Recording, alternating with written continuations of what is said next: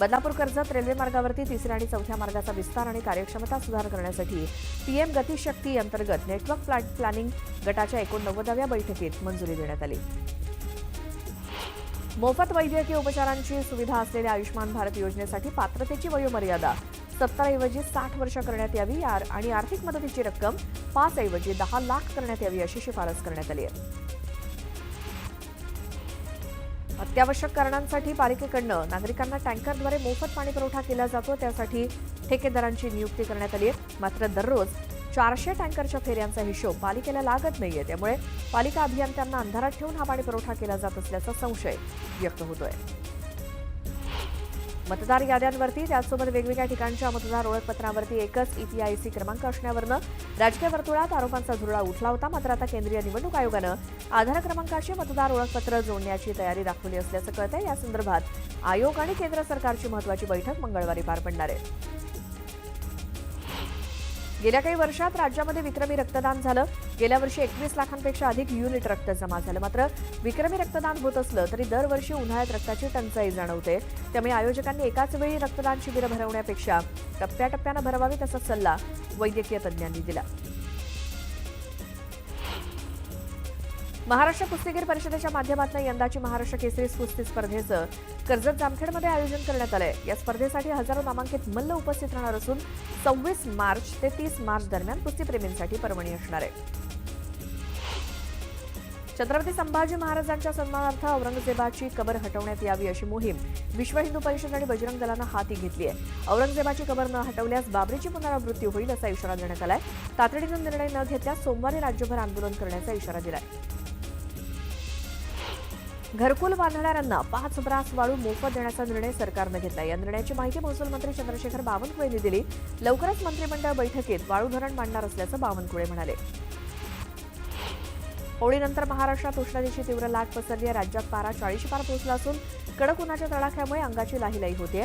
मुंबईत तापमान 34 अंशांच्या पुढे गेलं असून पुढील 5 दिवस राज्यात तापमान स्थिर राहण्याची शक्यता हवामान विभागानं वर्तवली आहे.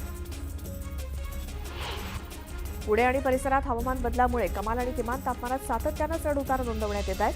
मात्र गेल्या 2 दिवसांपासून कमाल तापमानात घट होते.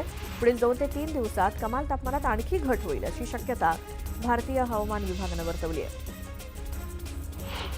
राज्य सरकारच्या 1 रुपया पीक विमा योजनेत जवळपास 7,15,911 बोगस अर्जदार सापडले. त्यामुळे विमा कंपनीचा जवळपास 800 कोटींचा निधी वाचलाय. मात्र राज्यात असे प्रकार पुन्हा घडू नयेत यासाठी कडक नियमावली करण्यात आली आहे. राज्यात शेतीचं क्षेत्रफळ झपाट्यानं कमी होत असल्याची चिंताजनक माहिती समोर आली आहे. अख्ख्या भारतात शेतीयोग्य जमिनीचं क्षेत्रफळ 6,42,000 हेक्टरनं कमी झालंय. यात महाराष्ट्रातील 3,25,000 हेक्टर शेतीचा समावेश आहे. अर्थात 50%हून अधिक कृषी क्षेत्र एकट्या महाराष्ट्रात कमी झालंय. जळगावच्या अमळनेरमध्ये आग लागल्यामुळे 25 एकर शेती जळून खाक झाली. या आगीत लाखोंचं नुकसान झालंय. अग्निशमन दलानं शेतकऱ्यांच्या मदतीनं आगीवर नियंत्रण मिळवलं. रत्नागिरी जिल्ह्यातल्या खेड तालुक्यातील उधळे या गावात ग्रामदेवतेची अत्यंत जड आणि सजवलेली पालखी एकट्या व्यक्तीनं डोक्यावर नाचवली. त्यानंतर एकावर एक मानवी बनवले रचत खांद्यावरती पालखी नाचवण्यात आली. अशा विविध प्रकारे देवीची पालखी नाचवण्याचा उत्साह सध्या कोकणात दिसतोय. रत्नागिरी जिल्ह्यातल्या खेडमधील कोतवली मांडवकरवाडी इथे ग्रामदेवीच्या पालखीचं मोठ्या उत्साहात आणि आनंदात स्वागत करण्यात आलं. देवीच्या पालखीच्या स्वागतासाठी विशेष विद्युत रोषणाई करण्यात आली. पालखीच्या समोर गावातल्या महिलांनी लेझीम खेळत देवीचं स्वागत केलं. जगद्गुरू संत तुकाराम महाराजांच्या 375व्या सदैव वैकुंठ गमन सोहळ्यानिमित्तानं लाखो वारकरी देहूत दाखल झालेत. श्री क्षेत्र देहूच्या मुख्य मंदिरात आणि वैकुंठ मंदिरात बीजेनिमित्तानं मंदिराला आकर्षक विद्युत रोषणाई करण्यात आली. जगद्गुरू संत तुकाराम महाराजांच्या 375व्या बीज सोहळ्याच्या निमित्तानं देहू नगरपंचायतीकडनं संपूर्ण देहू परिसरात सीसीटीव्ही कॅमेरे बसवण्यात आले. लाखो भाविक दर्शनासाठी दाखल झालेत. यावेळी पोलीस बंदोबस्तासह सीसीटीव्ही कॅमेऱ्यांची करडी नजर असणार आहे. संत तुकाराम महाराज बीज सोहळ्यानिमित्तानं राज्याच्या कानाकोपऱ्यातनं भाविक पुण्यात दाखल होत आहेत. मुख्य एसटी स्थानक आणि रेल्वे स्थानकावरनं देहूला जाण्यासाठी पीएमपीएमएल कडनं जास्तीच्या बसेस सोडण्यात येणार आहेत. 15 ते 17 मार्च दरम्यान सकाळ आणि दुपार या दोन्ही पाळ्यांमध्ये एकूण 318 बसेस सोडण्यात येणार आहेत. काँग्रेसनं छत्रपती शिवाजी महाराज आणि छत्रपती संभाजी महाराजांच्या कार्याला महत्त्व दिलं नाही असा गंभीर आरोप शिवेंद्रराजे भोसले यांनी केला. छत्रपती शिवाजी महाराजांना बदनाम करण्याचं काँग्रेसचं षडयंत्र आहे असं शिवेंद्रराजे म्हणाले. औरंगजेबाच्या मशिदी बाबरीप्रमाणे पाडण्याचा बजरंग दलाचा स्वतःचा निर्णय असून याबद्दल सरकार विचार करेल असं मत पाणीपुरवठा मंत्री गुलाबराव पाटील यांनी व्यक्त केलं. या कबरीबाबत जो निर्णय होईल त्याच्या पाठीशी आम्ही राहू असं पाटील यांनी सांगितलं. ज्यांनी विधानसभेच्या निवडणुकीत नुरा कुस्ती केली आहे त्यांच्या तोंडून खऱ्या कुस्तीची भाषा शोभत नाही अशी टीका विधान परिषदेचे सभापती राम शिंदेंनी रोहित पवारांना लगावला किंवा टीका केली तर राहुल नार्वेकरांनी राम शिंदेंना प्रोटोकॉल शिकवावा असं प्रत्युत्तर रोहित पवारांनी दिलं.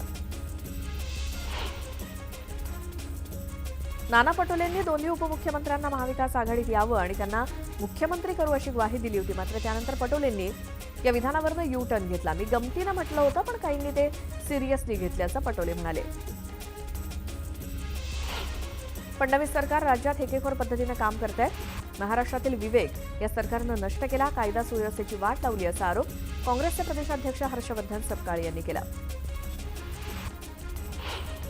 येणाऱ्या स्थानिक स्वराज्य संस्थांच्या निवडणुकीत जयंत पाटलांनी मनावर घेतलं तर आपल्या आणि आपल्या मित्रपक्षाची सत्ता नक्कीच येऊ शकते असं विधान आमदार रोहित पाटील यांनी केलं.